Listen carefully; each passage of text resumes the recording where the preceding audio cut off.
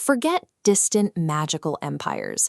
The Merry Wives of Windsor happens right here, grounded in the everyday, middle-class reality of town life and local reputation. And roaming these streets is Sir John Falstaff.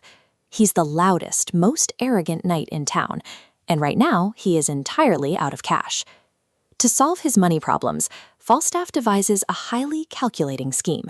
He decides to simultaneously seduce two wealthy married women, Mistress Ford and Mistress Page, solely to gain access to their husbands' bank accounts. But his perfect heist suffers from extreme laziness. He writes out his grand, flattering declarations of love and sends both women the exact same copied and pasted letter. He assumes the women will be so overwhelmed by his attention that they will instantly surrender.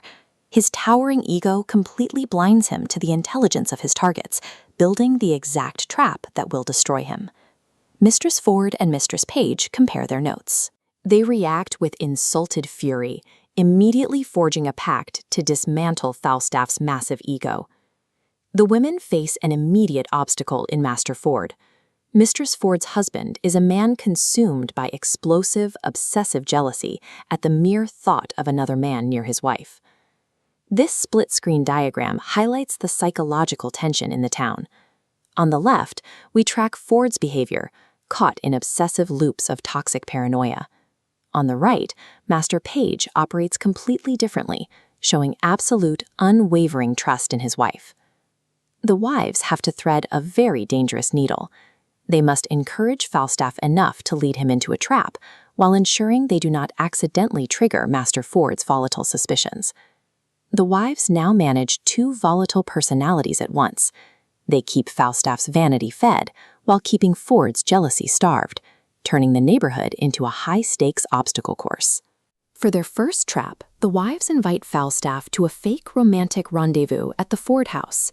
To apply maximum pressure, they deliberately arrange for Master Ford to be tipped off, so he interrupts them.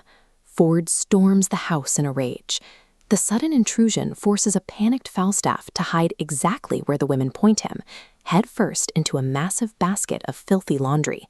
Servants lift the heavy, foul-smelling basket, carry it out the door, and dump the arrogant knight directly into the freezing mud of the local river. You would think almost drowning in dirty laundry would end the pursuit.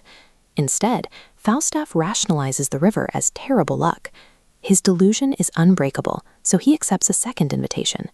Trap number 2 requires quick improvisation. Ford crashes the house a second time.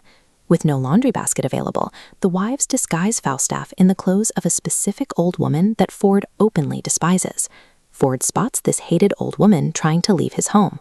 Blinded by rage, he takes a cudgel and physically beats the disguised Falstaff out into the street.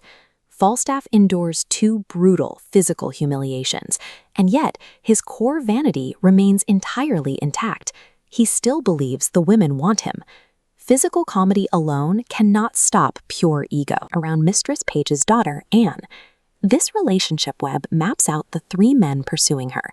You have Slender, who is incredibly foolish, Dr. Caius, who is mostly a joke, and Fenton, the only suitor who actually loves her.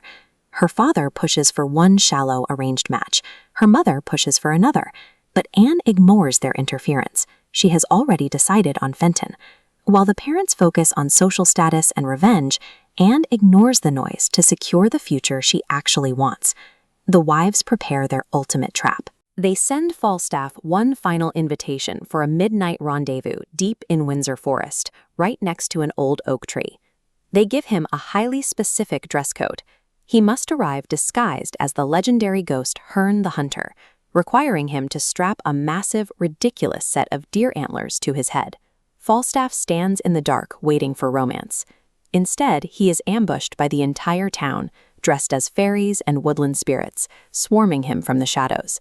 They pinch him, mock him, and force him to his knees. His greed and vanity are exposed to the entire community.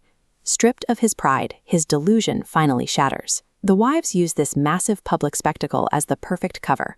While the town is busy laughing at the knight, Anne and Fenton slip away into the night and secretly elope. Falstaff ends the night as the town's biggest punchline. The wives outmaneuvered everyone, dismantling a knight's ego and securing their daughter's future while the men were busy chasing ghosts in the woods.